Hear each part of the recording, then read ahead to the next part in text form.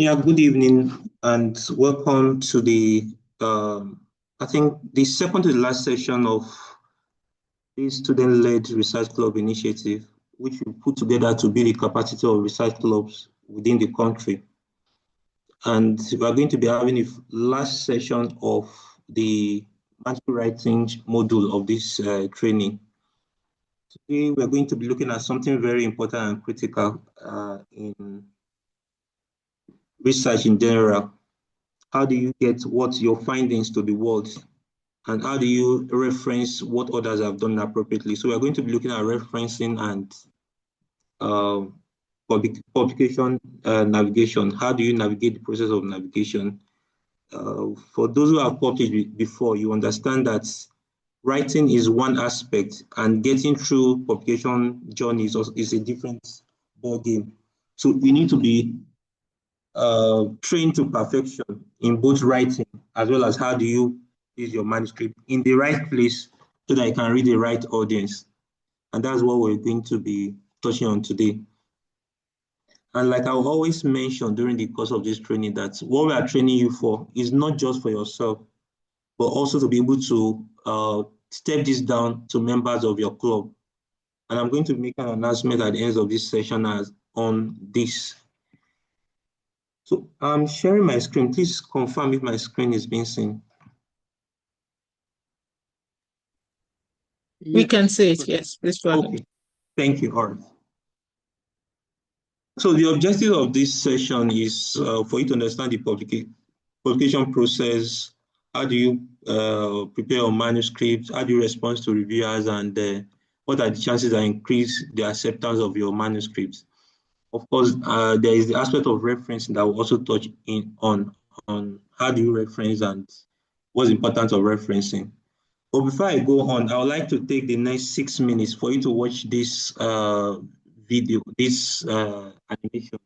It's actually a slide that I created that I converted using one of the AI tools. So in the next 6 minutes, you're going to be watching this and we'll come back to continue the discussion.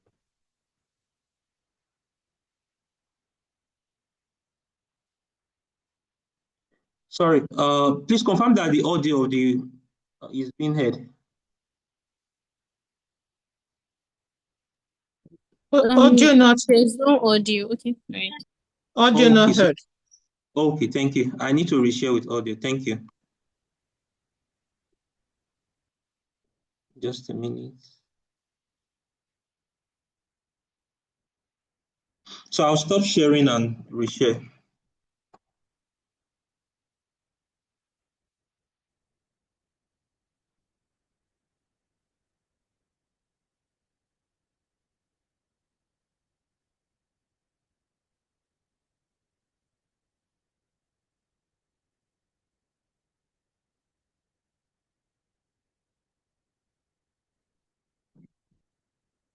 Sorry about that.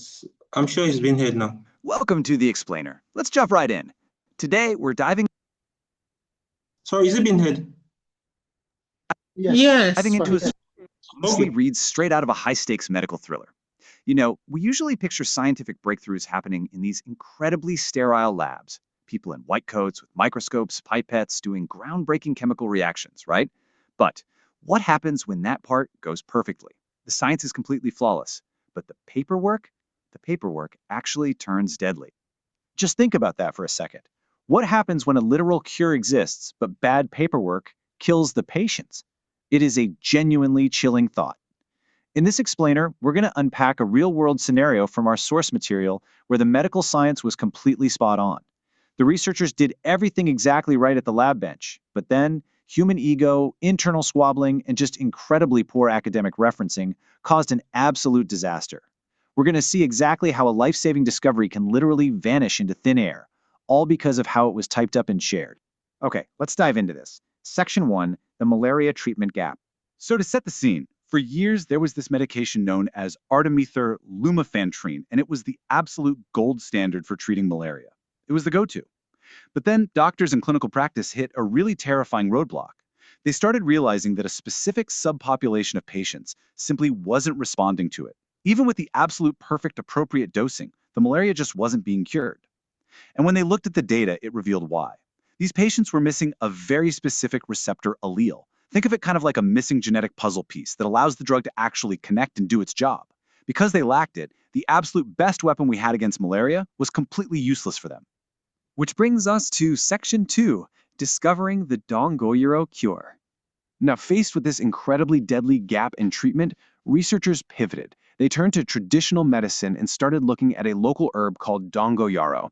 What's really interesting here is just how grueling it is to prove a drug actually works. When you map out the timeline, it is intense. In year 1, they managed to extract the active substance. Awesome. But then came literally a decade of blood, sweat, and tears. Years 2 through 5, dedicated entirely to preclinical studies. Years 6 through 9, rigorous clinical trials on human patients. And finally, by year 10, complete phase 3 trial success, a 100% success rate. They had officially found the cure for this resistant strain of malaria. But here is where the triumph turns into an absolute tragedy. They have 10 full years of successful trials completed. They literally hold the cure in their hands. But then the researchers have an internal disagreement. Yep. Egos clash, arguments break out over who knows what, who gets what credit, and the devastating result? The team simply refuses to publish their findings. They lock the data away. And while they're sitting in their offices arguing, patients in the real world, the exact ones missing that receptor allele, continue to die. The cure exists, guys, but because the scientists couldn't agree on the paperwork, it never reaches the people who desperately need it. Let's move to Section 3, the predatory publishing trap. Eventually, the reality of those completely unnecessary deaths starts to set in, and the research team, well, they panic. In this desperate rush to finally get the data out into the world, they make a massive mistake. First, they choose to publish in a predatory journal. If you're not familiar, these are publications that will print absolutely anything for a fee. Zero peer review, zero scientific credibility. And because of this, potential drug manufacturing companies looked at it and completely ignored the findings. I mean, the cure was out there, but absolutely no one trusted the messenger. It wasn't until later that the team finally urgently published their 10 years of data in a credible journal, one that was actually peer-reviewed, accepted by the scientific community, and provided a real, legitimate path to actual medical use. But the story doesn't end there. Section 4, the citation crime. Let's see how this builds. You would really think publishing in a credible journal would be the happy ending here, right? Well, actually, scratch that. A completely new disaster unfolds, and this one is driven purely by the egos and laziness of other academics. Let's walk through these researchers carefully. We have 3 different scientists investigating the Dongoyaro herb. First, you have Dr. Yunus. She found the life-saving findings, but deliberately did not acknowledge the original authors. The impact of that? Plagiarism and the literal theft of credit. Next up is Dr. Dyke. He comes along, sees Dr. Yunus's more recent paper, and just takes the easy way out. He references her instead of actually digging back to find the original source. His impact? Lazy research that just compounds the error and perpetuates that false credit. And finally, Dr. Hanifa. She actually did the work. She dug through the literature, found the original 10-year credible study, and accurately referenced it. That is ethical research with proper attribution. Let's clearly define exactly what Dr. Yunus did. Plagiarism is using another researcher's life-saving data, words, or findings in your own manuscript without proper acknowledgement or citation. Now, sure, in a high school essay, plagiarism gets you a failing grade, but in a clinical context, it's a whole different ballgame. It dangerously severs the entire chain of evidence. Think about it. If a drug manufacturer or a doctor cannot trace a medical claim back to its original clinical trial just because someone stole the credit, they are not going to trust the treatment. The entire medical supply chain breaks down entirely. Which brings us to Section 5, why referencing saves lives. So, the crucial point we really need to hammer home here is that a brilliant medical discovery simply does not exist in a vacuum. As you can see, without proper referencing and ethical publishing, the cure literally never reaches the patient. It genuinely doesn't matter if you spend 10 grueling years extracting Dongoyaro or if you hit a 100% success rate in phase 3 trials. Every single step, from resolving those internal disputes to dodging predatory journals to absolutely meticulous citations, is literally a matter of life and death. The paperwork is the bridge from the laboratory straight to the patient's bedside. If you burn that bridge, the cure is lost forever. I want to conclude this explainer with a final, provocative thought straight from our source material. Looking at this whole disaster, who committed the greater crime in this chain of events? Was it the original scientists who let internal disagreements hide life-saving data while patients died? Was it the predatory journal that muddied the waters of scientific truth for a quick buck? Or was it the doctors, like Dr. Eunice, who plagiarized and broke the critical chain of medical evidence? What are your thoughts on this? I really hope this explainer has shown you just how absolutely crucial academic integrity truly is. Keep learning, keep asking those hard questions, and we'll see you next time. So I'm sure this has set the tone for the conversation we're going to be having today. And as I continue with presentation, I would expect that you put your response to that poster on the chat box. So I'm going to be starting with referencing, and from what you just watched, I'm sure you understand what referencing is.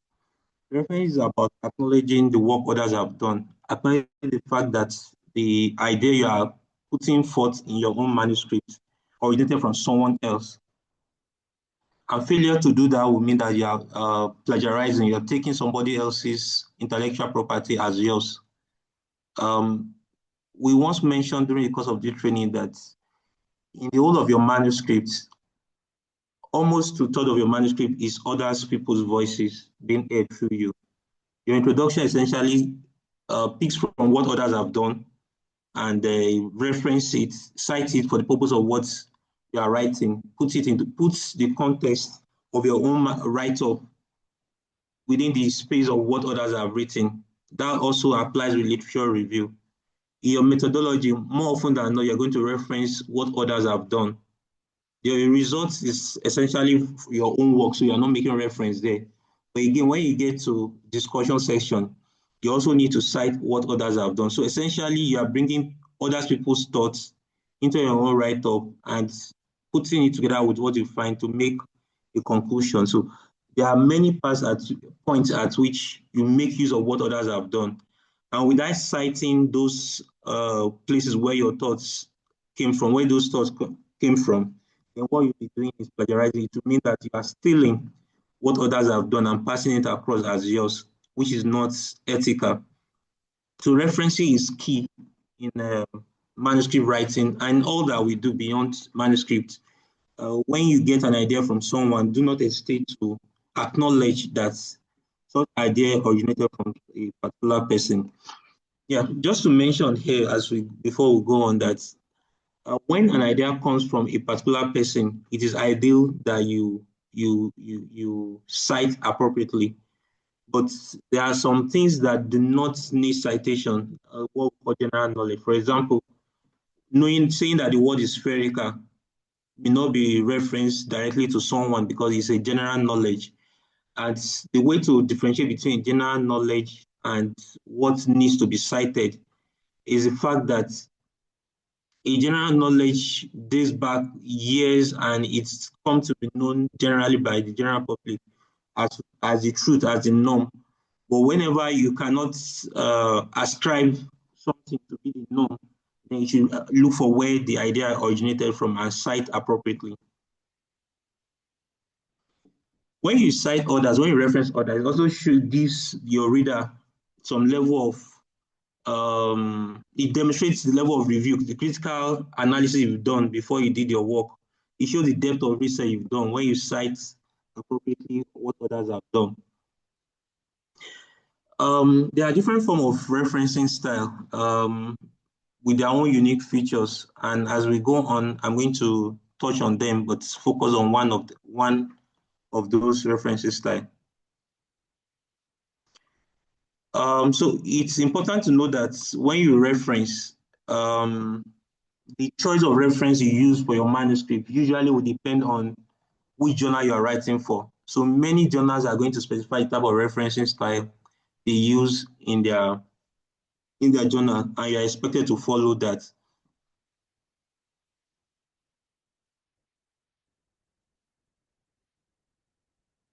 So just to clarify some terminology, referencing is simply the fact that you acknowledge other authors of the work they've done. While referencing style describe an established system of referencing that has its rule, which you're expected to follow. So a referencing style, we have a set of rules that you expect to follow in terms of in-text citation, the reference list, the punctuations you use in your reference and all of that. Those are referencing styles. Citation means a document that you refer to, and you are expected to list all of them in the you are expected to include all bibliography details so that you can trace back to the document. Footnotes are usually listed at the bottom of the page of a reference citation and occurs in the note. So usually a number is placed in the text to indicate the cited work, and again at the bottom of the page in front of the footnotes. And I will show examples as we go on. I mentioned what a reference list is and a bibliography. So the difference between reference list and bibliography is that bibliography essentially just lists the document or the books you've read to do the work you've done. While reference list plays in order of how it was used in the work, either alphabetically when you're using some certain style, or using numerical as they appear in the manuscripts. So we have this table describing how referencing is done. We have in-text citation, which talks about where the point at which the manuscript was used. We have indirect quotation where you quote, where you don't quote verbatim what the person has said, but you paraphrase what the person has said. We have the direct quotation where you mention exactly what the person has said. So in manuscript writing, I also need to mention this because some people will say that if you do not quote verbatim, then there is no need to reference. You should know that what we reference in manuscript is not the words the person used, but the idea that the person shared. So if I share that dongoyaro, for example, cures malaria, irrespective of the words I use in writing, the fact that it is me that first demonstrated that evidence. Whenever you are writing that any manuscript that speaks to the fact that dongoyaro is effective in treating of malaria, you are expected to quote me and say that this idea was generated from Lawal, irrespective of whether you are quoting exactly the way I've said it or is an indirect quotation. Then at the end of the day, when you have done your in-text citation, you have your end of text referencing where you use either a reference list as explained or a bibliography. So as I mentioned, there are different forms and style of referencing that can be used, and you pick based on what the journal you are making use of have recommended. So this is a list of common referencing style and where they are used. Again, different specialty use different type of referencing methods.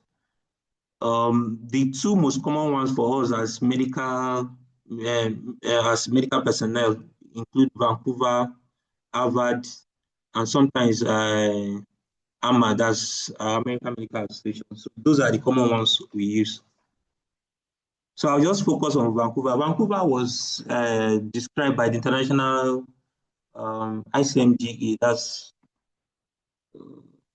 sorry, the full meaning escaped me. It's Medical Journal Editor, International Congress or Conference of Medical Journal Editors. So they came about the Vancouver method, and it's quite simple. It's essentially using numerical method of citation, meaning that you give numbers to each citation as they appear in your manuscript. So if you reference Lawal et al. As the first manuscript, in the first paragraph, that will be number 1. And you keep adding, adding to it as you add more citation to it, so that if you have 15 papers, 15 ideas referenced within your manuscript, you may have up to 15 citations that you need to list in your reference list. But that being said, it sometimes will reference number 1 at the beginning of the manuscript, and towards the end of the manuscript, you go back and reference number 1 again, because the idea was generated from the same manuscript. That means you may not necessarily have 15 manuscripts cited in your paper, because at 2 points, one manuscript generated 2 ideas that you needed to cite. So citation will depend on the points where the idea is generated from. So you can have multiple ideas generating from a single paper. That means you're going to cite that paper repeatedly. And that brings a complexity to citation. If citation were to be that you cite one and you go to the next one until you get to the end of the manuscript, it's possibly going to be easier to cite, but the fact that you need to go back to a paper you cited before means that there should be a way that you can know the ones you've cited so that you do not mix out or duplicate citation. And that's where reference manager comes in. And I'm going to touch base on it at the end of the session if time permits. So the Vancouver reference, the in-text referencing, you usually use the Arabic numeral for your citation. Either you put the numeral in superscript or you put it in parentheses as seen in the slide, in the example below, or as a superscript in bracket. All of these variations are dependent on journal, and each journal will tell the type of Vancouver they accept. So some will say Vancouver with superscript, some will say Vancouver superscript in parentheses. Whatever the journal request of you is what you are expected to follow. Yeah, so the placement of citation number within text should be carefully considered. So where do you put the number in a manuscript? So if you are referencing, if you are putting a citation, if you have a comma or a full stop punctuation, usually your number will be after the punctuation. Again, let me repeat this because it's usually confusing for many people. If you are referencing and you are putting into citation after a comma or a full stop, the numeral will come after the punctuation. If you are referencing again and you are speaking about a particular study or a particular idea that speaks to like for example, a dolphin estate in this, you're going to put the numeral exactly where that idea you are trying to cite is. But if the whole sentence is speaking about a particular idea, then you put it at the end of the punctuation. Let me stop here so that I don't make things complicated and get feedback. Is my explanation so far clear? Any comment or question?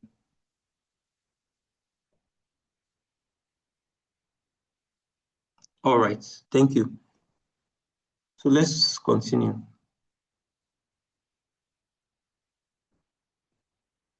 But if you are citing with colon or semicolon, then the number comes before the colon or semicolon. So using the example below, factors affecting transmission include, you notice that the numeral came before the colon and semicolon. So I'm going to share a document on the WhatsApp group. And also there's a link on this slide that also speaks to the Vancouver referencing method.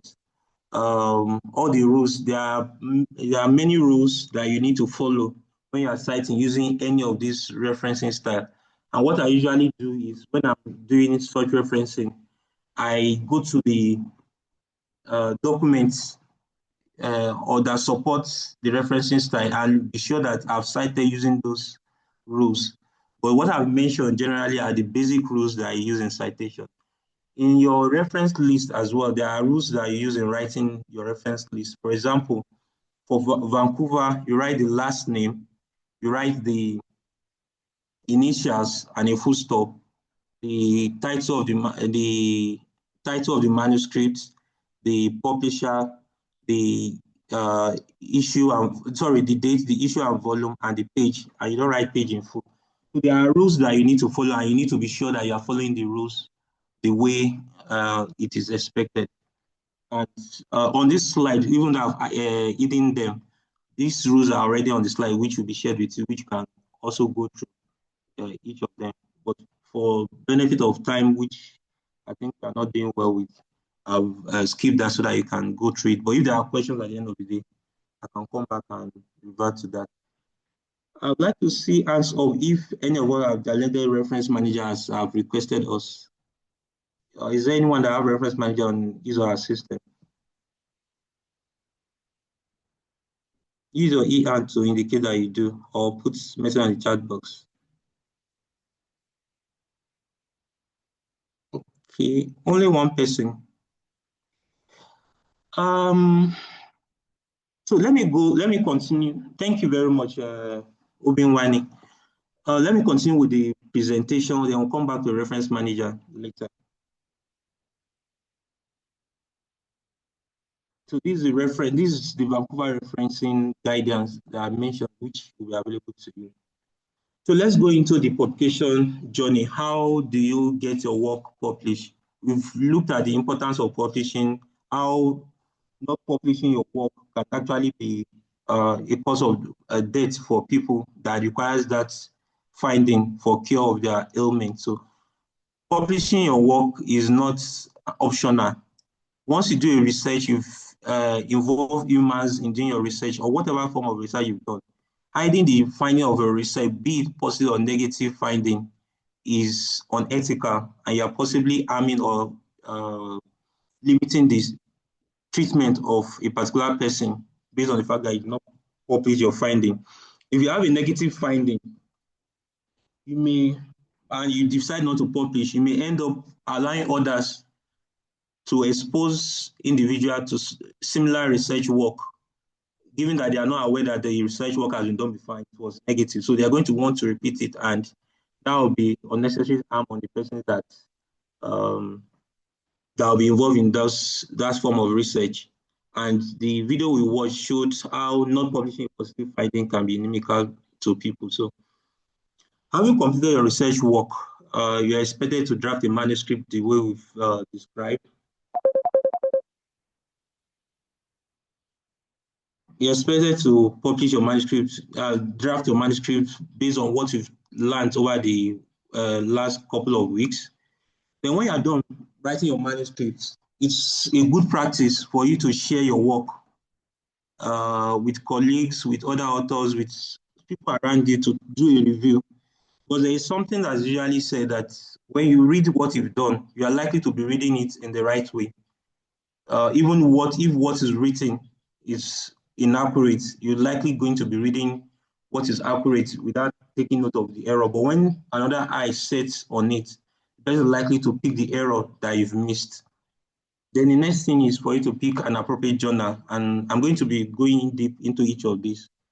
And ensure that you format your journal, your manuscript to fit the journal guideline. You go to the online submission platform of the journal, you submit. The editorial team are going to do what we call desk review and decide whether the manuscript can go for peer review, or they do what we call desk rejection, meaning that they reject the manuscript without it getting to peer reviewers. Then after you submit it to the journal, it's sent for peer review. I mean, the editor sent for peer review. The peer reviewer may reject, and what that means is that you need to revise your submission and resubmit to another manuscript. So once a journal rejects a manuscript, it doesn't go back to them, but you can revise and resubmit to another manuscript. Or sometimes the response will be a major revision, which will require you to make some significant correction and resubmit. And a peer reviewer will also take a look at the review you've done and ensure that it meets the standard of the journal before it is accepted. And sometimes it's a minor review, which you are going to effect and send back to reviewer, and it's finally gets accepted. More often than not, very rarely will you have a manuscript submitted that is accepted immediately. More often than not, you either have a major review or a minor revision that you need to effect then before it's finally accepted for publication. And once it's accepted for publication, the editorial team are going to do copy editing, typeset, and ensure that the English, the grammar are well written, all of that. And they're going to send you the final copy before publication for you to take a look and review. Then you respond to your galley proof, return back to the publishers. And once you do that, they're going to assign what we call digital object identifier, that's DOI, which is a unique number given to every publication or manuscript that is submitted. So this will be online for a period of time,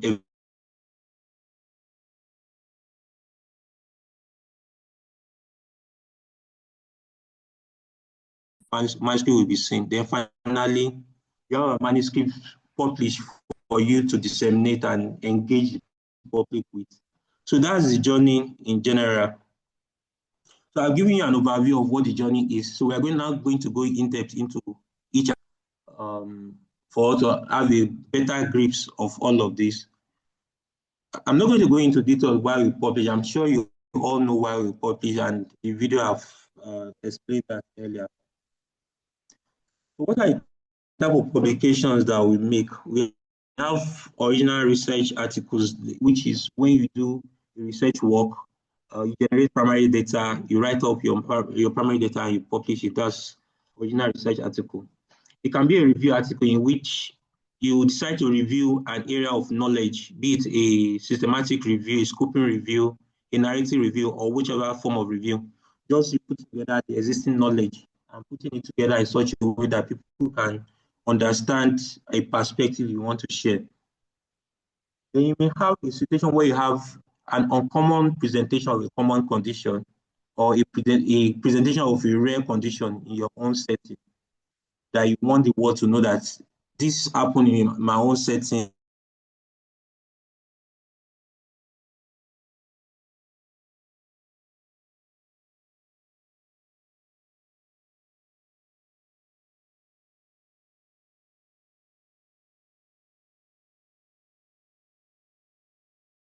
Azithromycin to treat reports of what we did, what I did, and the findings I got from the treatment, or the patient was succumbed to the ill medication on Lassa fever and it wasn't successful. So if you want to try it again, know that somebody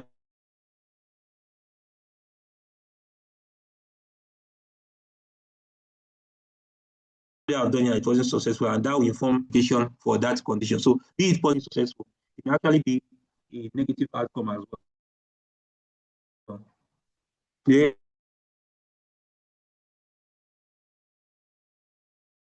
Editorials and commentaries are all researchers, but a senior researcher can collaborate with a young researcher to write commentaries and editorial. When you write editorial commentaries, is you, because you all know what conference abstract are, which is like this. A lot of factors that are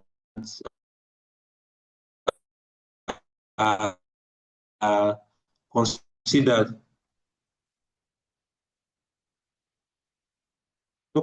Okay. All right, so there are a lot of factors. Please confirm that I'm being heard. Yes, sir, we can hear you.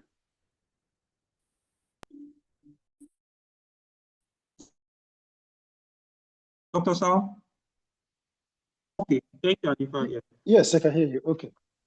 Okay, thank you. Yeah. Yeah, so different factors are considered when you are choosing where you want to publish your manuscript. First, you must be clear on the intent of writing that manuscript. What exactly do you intend to? Who are the audience that you want to read your manuscript? For example, if you are writing a manuscript for, let me give an example. You're writing a manuscript about the culture of the Igbos in Nigeria, and I'm publishing it in Australian Medical Journal of Science, Australian Medical Science Journal. That's fictitious. I don't know if there's any journal like that, but that's an example. I will not be communicating to the people that I need to read it, irrespective of the impact factor of that journal. The people I need to read that manuscript are Igbo, are Nigerians most likely, or the Igbos. So publishing in a journal that the people who need that information to use will not be able to access may not be the best approach. So you look at the scope and audience. Again, the scope of the journal is important, and many journals are going to tell you which area they cover. So I cannot be writing on, let me give an example. I cannot be writing about malaria and pregnancy and choose Journal of Engineering in Africa Journal of Engineering as the journal to submit to. So the scope of that journal is not going to be speaking to the type of manuscript I want to publish. So you need to look at the scope and the audience when you are making your choice of where to publish.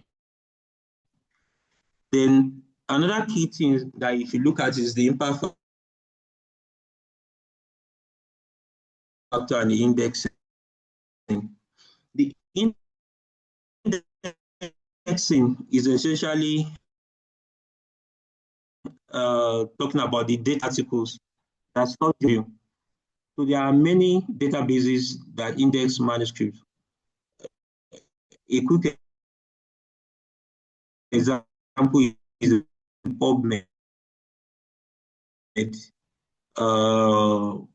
or Web of Science, Scope. They make the journal article available for people who want to read them. But they don't just index within their database. They have some minimum criteria for manuscript to appear within their databases. So if a manuscript, if a journal is indexed in any of the databases, it gives you an idea that that manuscript have got undergo some level of scrutiny before it can be indexed in those databases. So manuscripts that are not indexed in any of these databases, you may have to look at it with caution. Journals that are not indexed in these databases, you have to look at them with caution. But again, note that it's not every journal that is not indexed that is inferior or of limited quality. It takes a period of time before you can be indexed in any of these indexing databases. Some 5 years, some 10 years before you can be indexed. So when a new journal comes up, it may not get indexed immediately, and that does not mean that it's a poor journal. So many of these things you need to look at it critically before you take your decision on where to publish. Another thing to look at is the journal metric. We have what we call journal impact factor. What journal impact factor refers to is a measure, is a metric that is used to assess the quality of a journal. So what it does is that it looks at the publication that have been done in the two previous years within the journal, number of citations that it has generated, number of citable papers in the journal, and number of citations it has gotten in that 2 preceding years. So, for example, usually the impact factor is released every June, usually middle of June. We're expecting another impact factor before the end of this month. So what they do is for this year impact factor, there's going to be manuscript published 2024, 2025, divided by number of citation that was gotten in 2026. So it's a calculation, the numerator and denominator take a look at the number of citable publication that has been made in that manuscript and number of citation that is received. So if you have 10 citable manuscripts and you receive 100 citation, you can compare it to if there is 10 citable, but you received only 1 citation. It means people are not citing papers that are generated from that journal. So journals use that to determine how effective, how they use that to rate the quality of their journal. But that said, impact factor has its flaws. For example, we all know what happened during the COVID period. Almost everyone is publishing COVID. So if a journal is, for example, Journal of COVID in Africa, there is likelihood that there is going to be a lot of citation within that manuscript, even I have only a few manuscripts within it. And that does not necessarily mean that the peer review process is of high quality or the manuscripts of high quality. So any of these metrics you are using, you need to be careful and look at it carefully before you take your decision. So don't get carried away by impact factor, though it's important, but you must also critically review what the impact factor is. There is a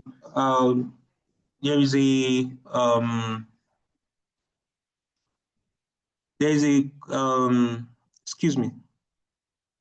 There's another form of metric that is often used. We call it Q1, Q2, Q3, and Q4, which is the Scopus-based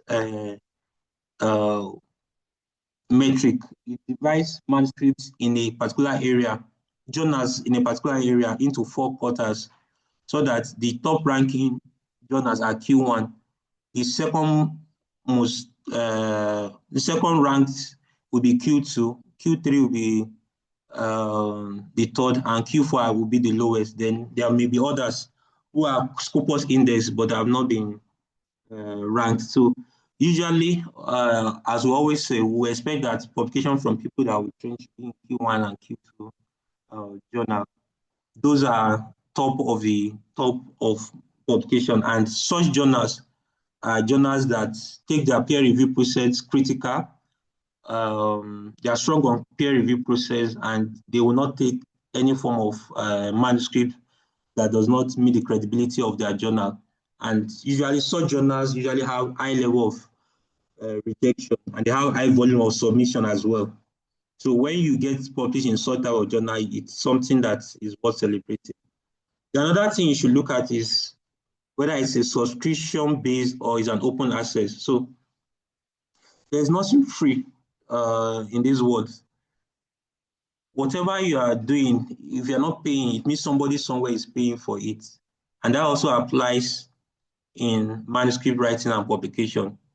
So if for manuscript publication, the journal are business center, they are business ventures. What they do is they get articles or manuscript from authors, from researchers, and make it available to people that want to consume the knowledge. So they're like middlemen between knowledge producer and knowledge consumers. So somebody has to pay for the work they are doing of making the manuscript available. It's either you as the author make the payment for the manuscript so that it can be read freely by the consumer, or the consumer make payments to the publishing house so that the author submits it without making payment, but it's only people who have subscribed that can read it. And invariably, from what I've mentioned, you notice the one clear difference. If I'm using a subscription-based journal, it will mean that only those who are subscribed that will be able to read it. That will imply that the knowledge will not be available to the general public. Only a few that will be able to access it. But if you use an open access journal, it means that by the time you've made the payments, everybody online, once they log into the databases where your work is indexed, they can easily access it. So you also need to determine who you are trying to write for. Are you writing for the general public, or you think you're writing for a particular group of people who are likely to be subscribed to the journal you are submitting to? So that is another factor you should look into. And if you are going to be using an open access journal, then you also need to consider what we call the APC, the article processing cost. Now, the article processing cost is something that has been talked about over and over. And as Prof will always mention, for us, a low and middle income country, we are privileged. The privilege is that many of these top ranking journals will grant us waivers to publish our manuscript once we follow the due process and do it the right way. So the cost of publishing should not be a limitation for it in publishing the right journal. Ensure that what you're writing is valid, it speaks to the audience of the journal, and you have justification on why you should not pay article publishing costs.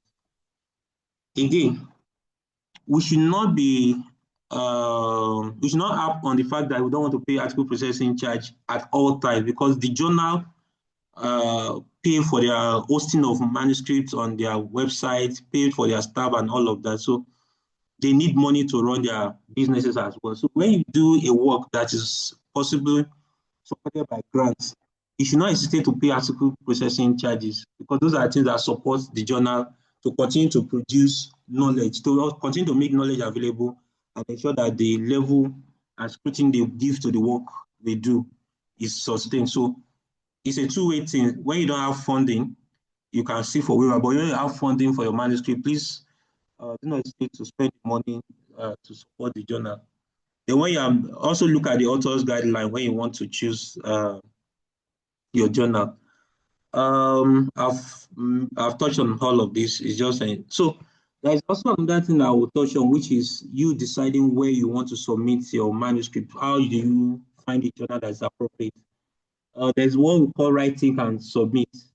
It's a website that where you put your abstract, it looks at what you want to submit, the journal you want to submit, and tell you whether you can go ahead to make the submission there. Then there is the journal author and journal author, that's Jane. Sorry, the full name escaped me again. So what Jane does is you put your abstract and title on in the platform, and it lists hundreds of journals where you are likely going to find who are likely to accept your article published in that list, in that journal.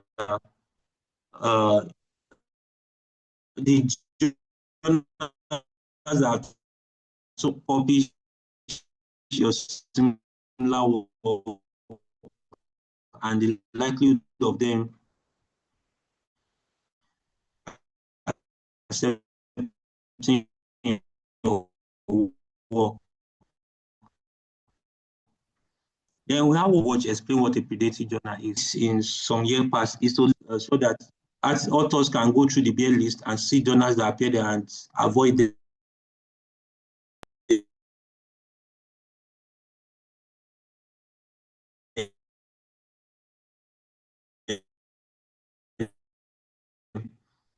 though they are child dated presently, so essentially means that it's not a predatory journal. So you need AI wants it and asks it about a particular journal. It's going to give you some information. It may not give you a definitive answer, but it will tell you the likelihood or otherwise of it being a predatory journal. And if it says that, it's better for you to avoid it. Other options are what I've listed there. Many of the publishing houses, they have their journal finder that you can use, and I've put some of them on this page so that you can make use of them. So you can type journal finder for Willy, and when you open it, you put your title, and it's going to check within their portfolio the journals that fit the manuscript you are writing. And lastly, you can also look at the reference list in your manuscript and look at the references that you've made use, citation you've referenced. Some of them may be appropriate place where you can put your manuscript. So that's another place you can submit your manuscript, because this is quite important, because more often than not, I get people reaching out to me and asking me where can they submit this manuscript and all of that. So those are areas you can look into. And when you look at your manuscript, also look at their author guidelines, what their APC is like. Did they offer waivers? What form of waivers did they give? Did they give 50% waiver, partial waiver, or full waivers? Those are things you should consider before you submit. So when you prepare your manuscripts, you follow the IMRAD structure, you do references like we've mentioned, you adhere to the journal, you ensure that you follow ethics. We've touched on all of it, but let me mention cover letter.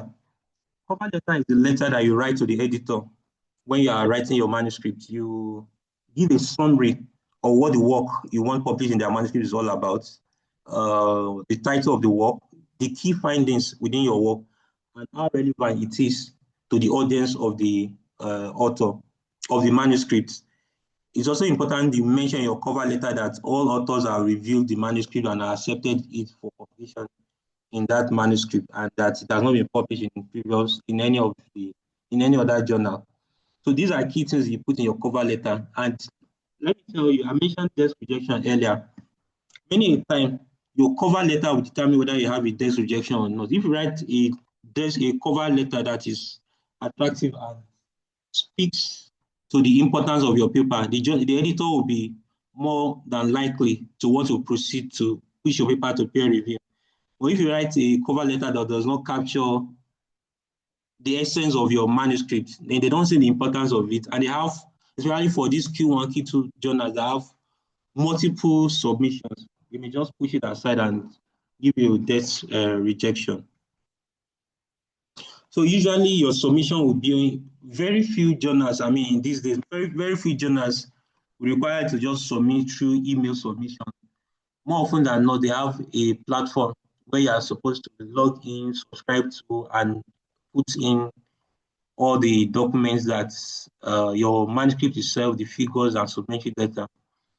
Please, when you are following a submission, when you are using an online submission step, please ensure that you follow the steps and the information they request of you. Sometimes the journal will ask you to submit on one manuscript that does not involve the details of the authors, especially when it's a blended review. They want you to submit figures separately, want you to submit cover letter separately. Ensure that you follow that instructions when you are making the submission. And as I mentioned, review can be double-blinded, single-blind, or open review. So double-blind means that the author and the reviewer do not know each other. While single-blind will mean that the reviewer knows the author, but the author does not know the reviewer. When open review means that everybody knows each other, meaning that the reviewer knows who is the author and the author knows who the reviewer is. Sometimes the reviewers will tell you, the editorial board will tell you to suggest authors, reviewers for your manuscript. Or there are times in which they tell you that you should mention people you do not want to review your manuscript. And there are reasons why they do that. And if time permits, I may come back to also touch on that. Then let me also talk about reviewing and the importance of review. Reviewing is a corporate social responsibility for every researcher.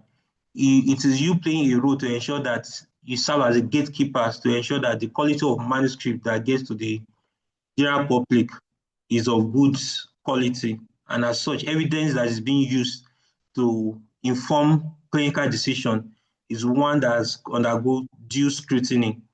So as researchers, as you go up the cadre as medical students, but as you gain adequate knowledge to be able to do review process, do not hesitate to play the role of reviewer.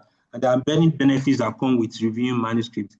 Another thing you can do, even at this your stage, is to pair with mentors to review manuscripts. And there are some particular journals that will also ask that as reviewer, did you review with a junior colleague, mention them, and they will acknowledge you as a joint reviewer in that process. So if you have a mentor that is inviting you to review a manuscript with him or her, please don't hesitate to do that. Then when you receive your reviewer's response, please, like I mentioned, it's a corporate social responsibility. And as such, people spend their time.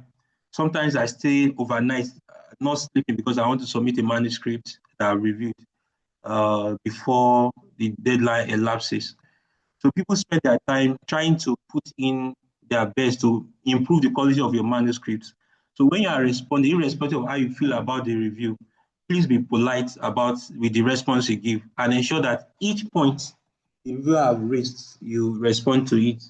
You should track your responses so that the reviewer is not given the extra task to go and look for where you've made the response. And you should be clear about your review. Also note that if a reviewer brings up a comment about your write-up, irrespective of how you feel about it, whether you feel what you've written is clear and is appropriate, what that means is that if your manuscript goes out to the general public, there will be one or two persons who will also feel the same way that reviewer has felt. So it is your responsibility to make it clearer, either by explaining what it is or rephrasing your statement, or just ensure that there is clarity, improve the clarity of it so that nobody will ask questions about what you've written. And when you think what you've written is the correct way, then provide evidence to support it. And many reviewers will accept your correction and sometimes even appreciate the comment you've made.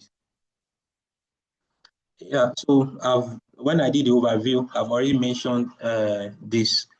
You do have your proof after acceptance, you have your proof and all of that. I would end this by saying that when your manuscript is published, it is your role as a researcher to promote your article, ensure that everybody gets to read it. So every means possible for you to, disseminate the finding of your research work, you should do it. And we have a YouTube video that speaks to how to disseminate your manuscript. So you can go back to our YouTube and look at the different methods of disseminating your manuscript. And please, always ensure that you use all those platforms, LinkedIn, academics.com, ResearchGate, any means you have available to you to disseminate your finding, because that also will determine how well your manuscript is going to be cited.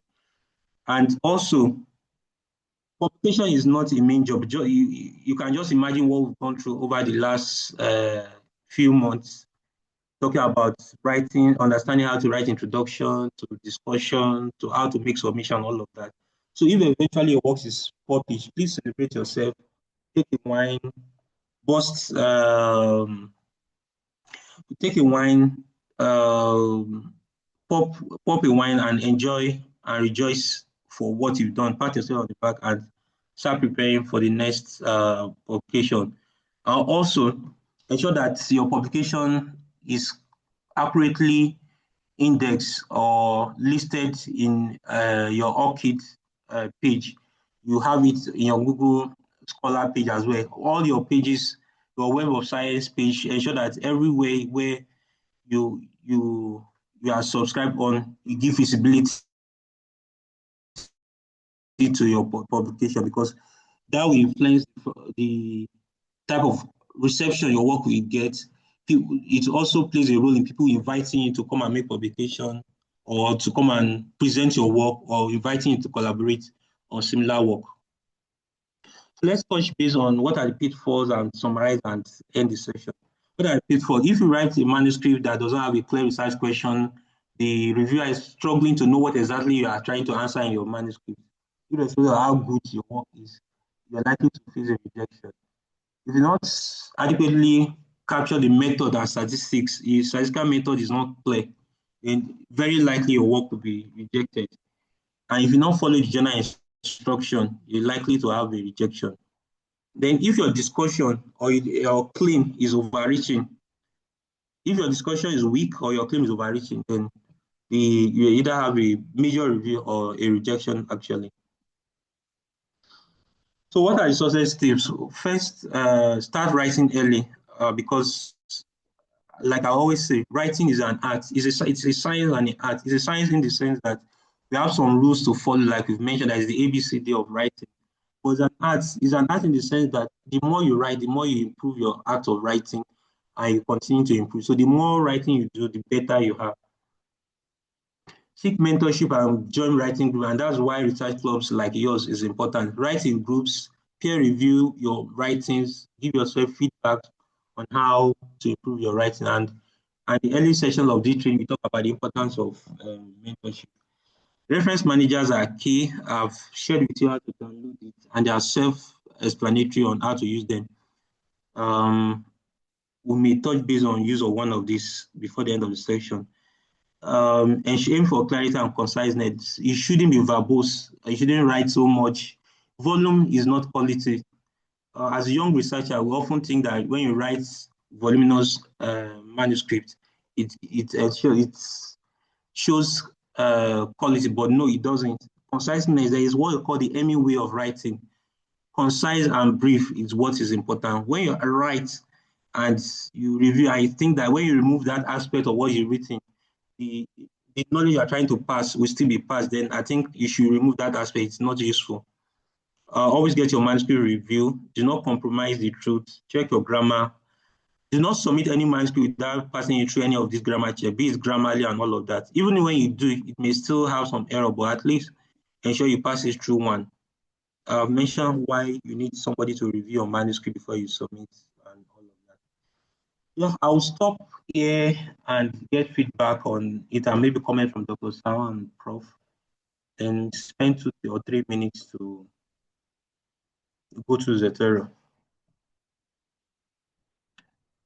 Stop here.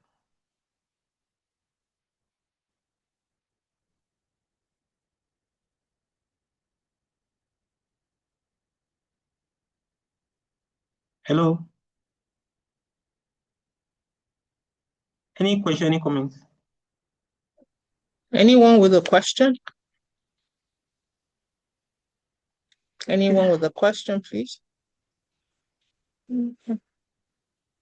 Okay, maybe Prof, you give your inputs while I bring up Zotero. What do you want me to do? I said maybe you give some comments or input into the discussion while I bring up Zotero to demonstrate it. Yeah, I think I think it's clear. I got knocked off the internet at one time, but I think it's quite clear for me. I'm not sure where I want to chime in. Okay, Dr. Sal. Anafa says there's no question on our end. Okay, thank you, Anafa.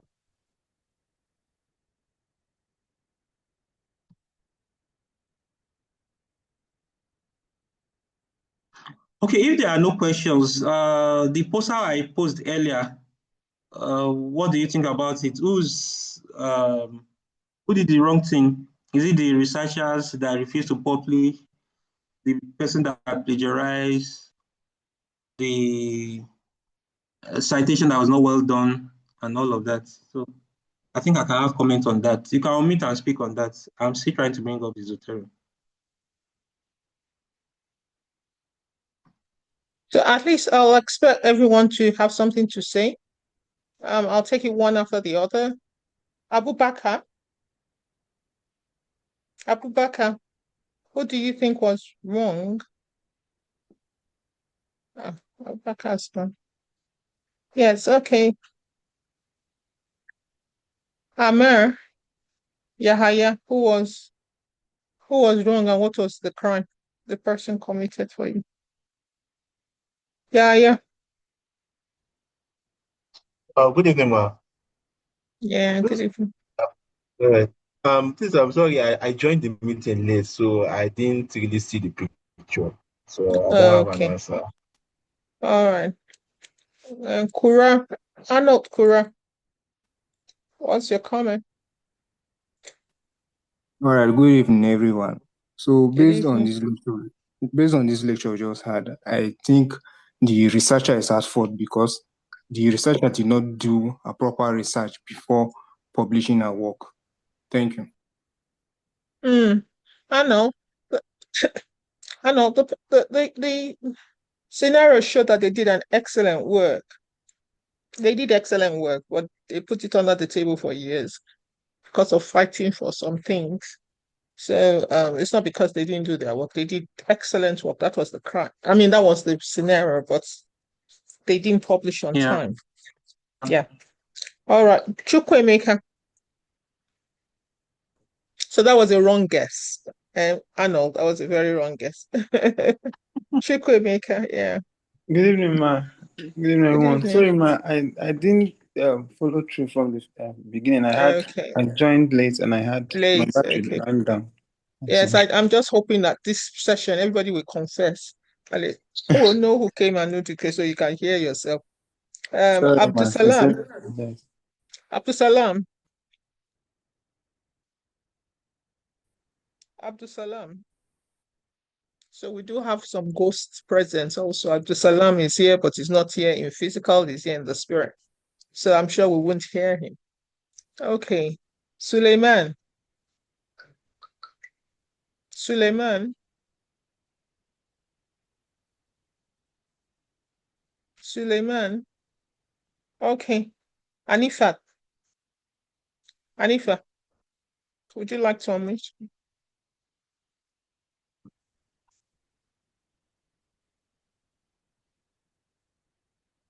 Anifa was here earlier.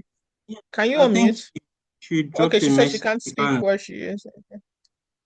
Obiwane. Obiwane.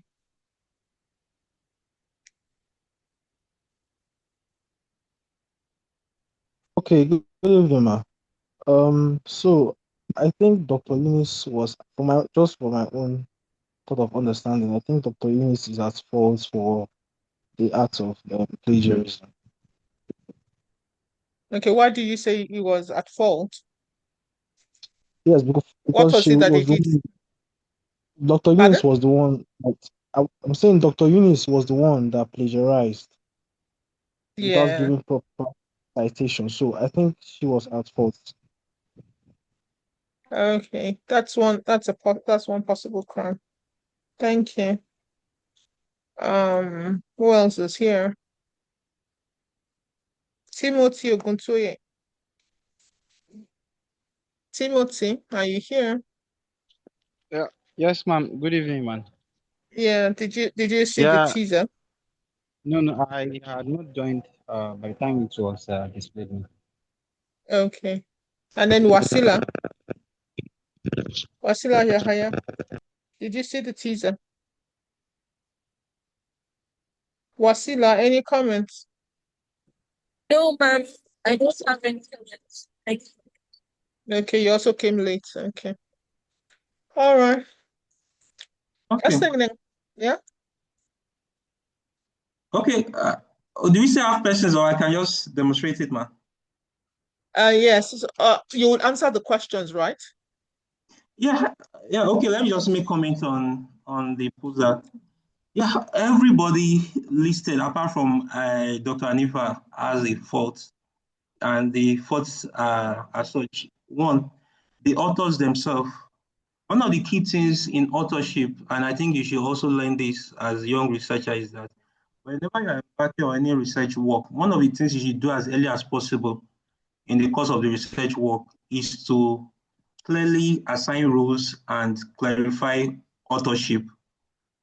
Because of authorship, they kept the manuscripts that could have saved lives under the table until such a time where they finally got ready to publish.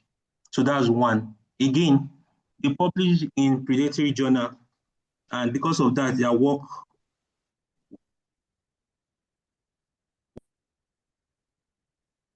was not recognized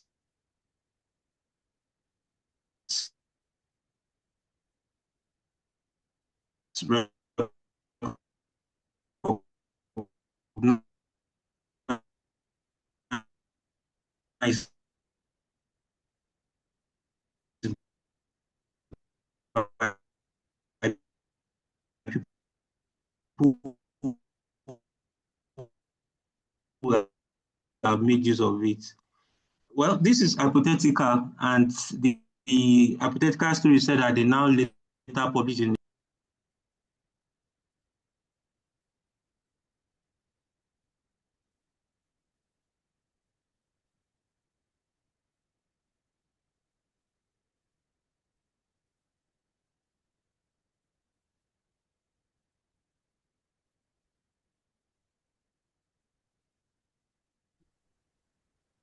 Sorry, my network skipped. I don't know if at what point I lost my network. Yeah, we did hear you from the beginning when you only said about the delay.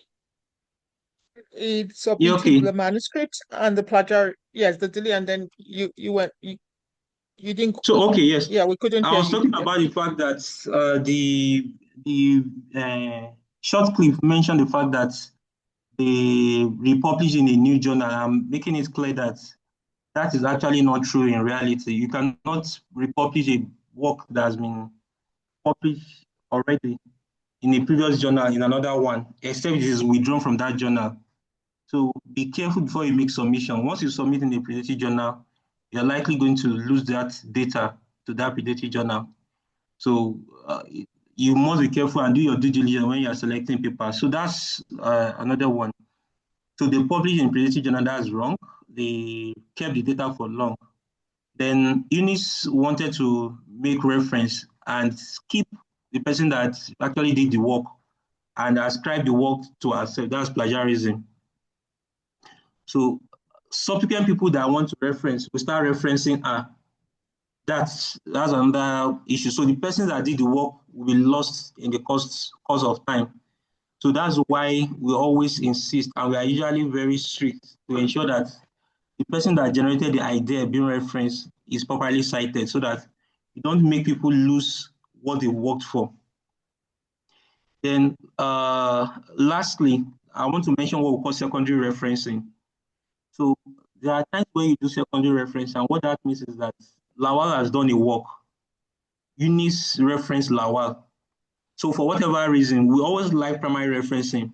But even if you want to do a secondary reference, what you're expected to do is that you want to reference UNIS. You say in the work done by UNIS, cited by, in the work done by Lawal, cited by UNIS. I hope that is clear. That's what secondary referencing. Then you cannot reference units, but again, we always want primary referencing. If Lawal did the work, rather than saying that cited by Eunice, is preferable that you actually cite Lawal himself. So that's, I think that's it about the proposal. Let me just round up by showing us how reference managers are used. So on the screen, I've just put together something fictitious for us to look at.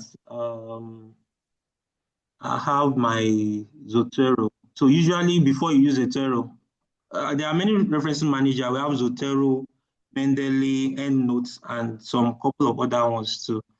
The most common ones are Zotero and Mendeley, mainly because they are free and can easily download and make use of. And the instruction on how to download are already been shared with you on the WhatsApp page. Now, once you've downloaded it, usually your Zotero will appear as a radio, as a button here, just as it's appearing here. If you use Mendeley, Mendeley will usually appear here if you are using Mendeley desktop. But if you are using the newer version, you will see it on this part of your screen as Mendeley site. Either way, you can easily use it. And once you are used to any of these reference manager, you can easily navigate any other one. So I want to use Zotero now to reference. So I've written Dongoyaro is a plant extra that has been used for many of malaria.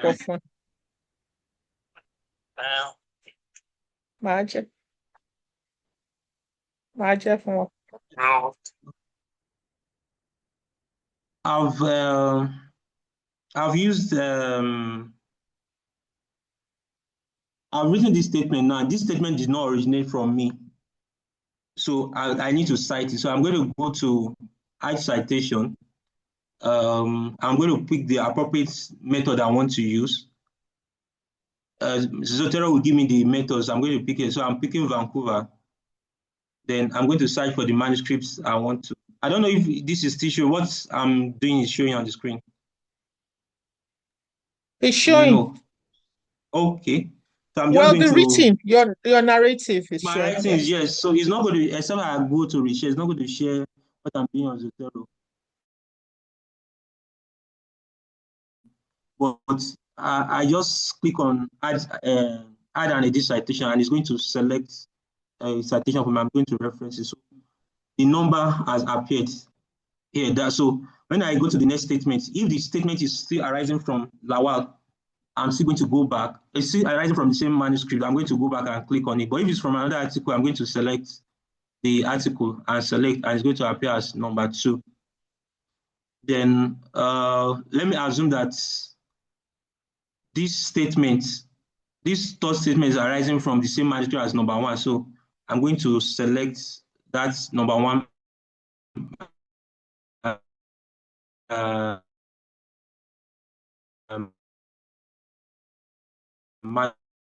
manuscripts, which imputes my references.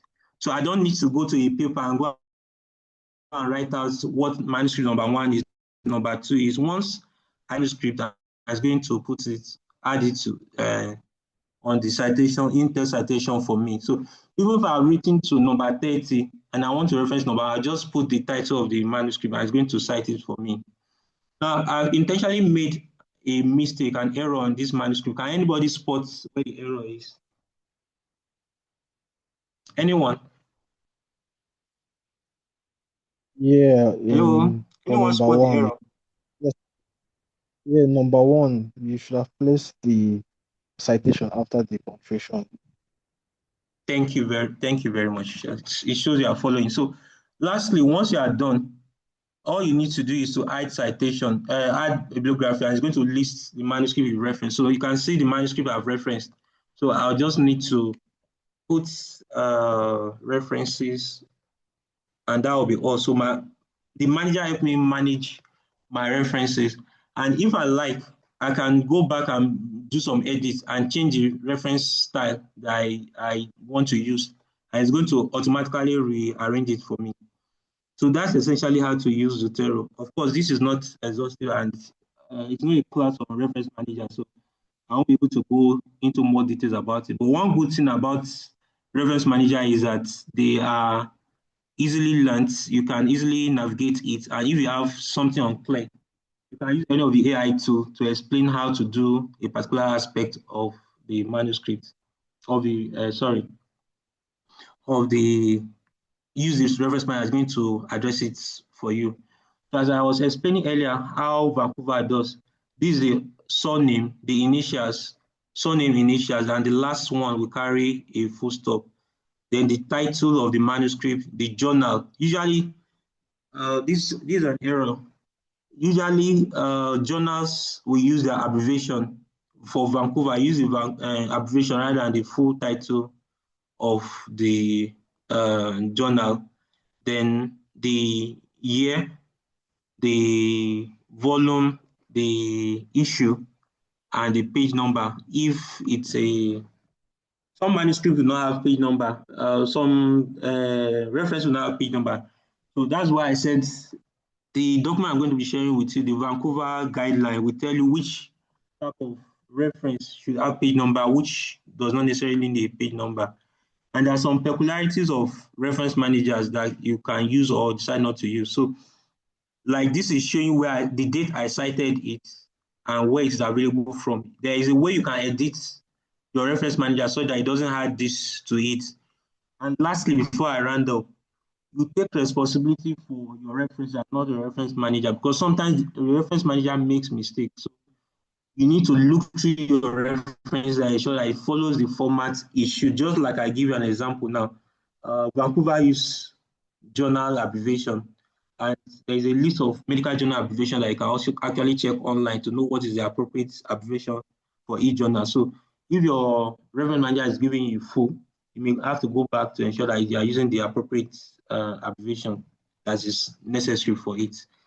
With that, I want to thank you for your time and apologize that we stayed longer. I think we started late and I had some network issues. With this, I think we are rounding up the mindful writing aspect of the training, and what we have left is 2 sessions of building your capacity as leaders of a research club, which we are going to take in over the next 2 weeks, and we're going to be wrapping up. But before we round up, there are some important information that I would like to pass across. This program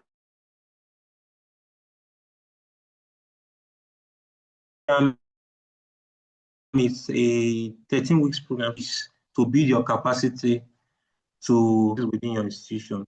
So what that implies is that before we certify you as being trained and leaders of your research club, there's a task we need you to do, which will give you a month, a 4 weeks period to complete. It's a task in the sense that we're asking you to do it, but it's also us asking you to practicalize what you've learned from this session. So it's more like a continuation of the training. I haven't gone through this training over the last couple of months, and what you'll be going through in the next 2 sessions.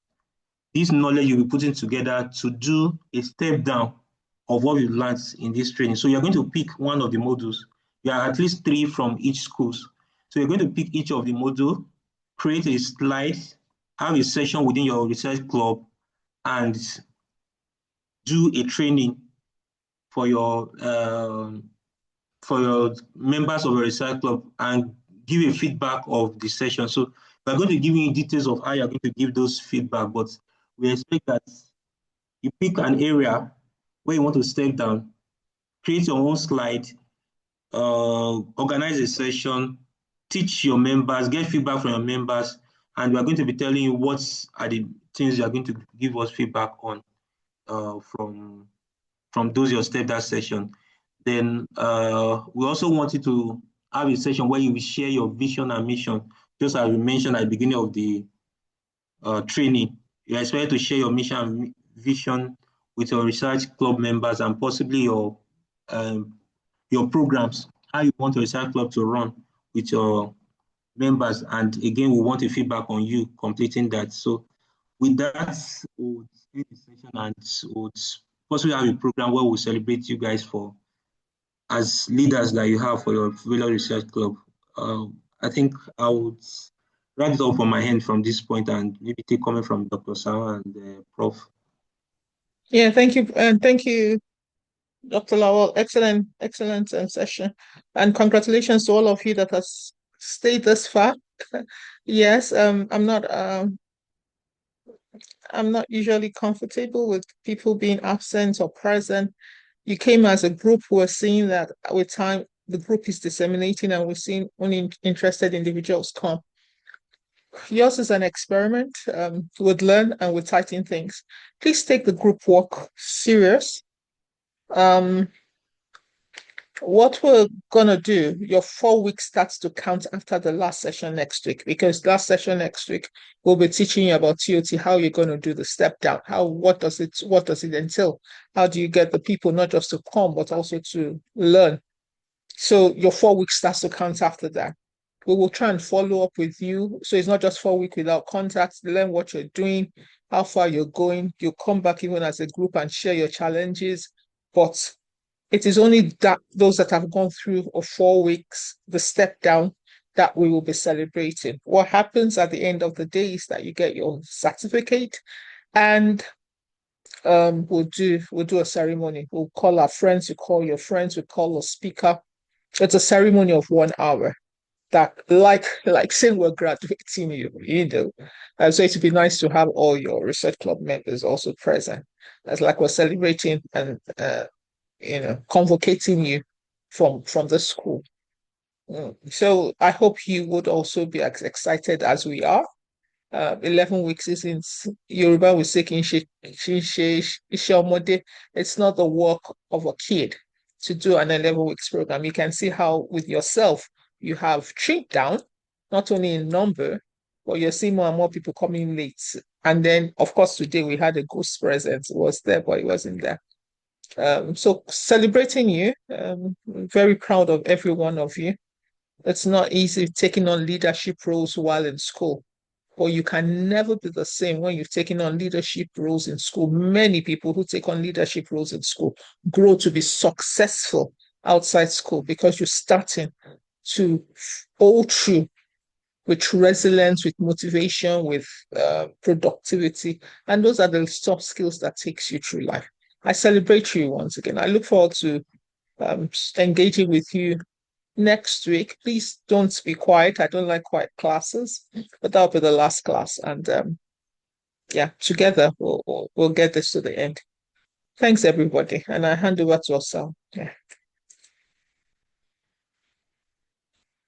I want to also join my voice and congratulate you in advance for, like Prof has said, it's been a long session of many weeks, and those of us who have made it this far, like the good book says, is he that endures to the end that shall be saved. So congrats in advance for those who have endured this far. I wish you the very best in your research career. So that's all from me from now.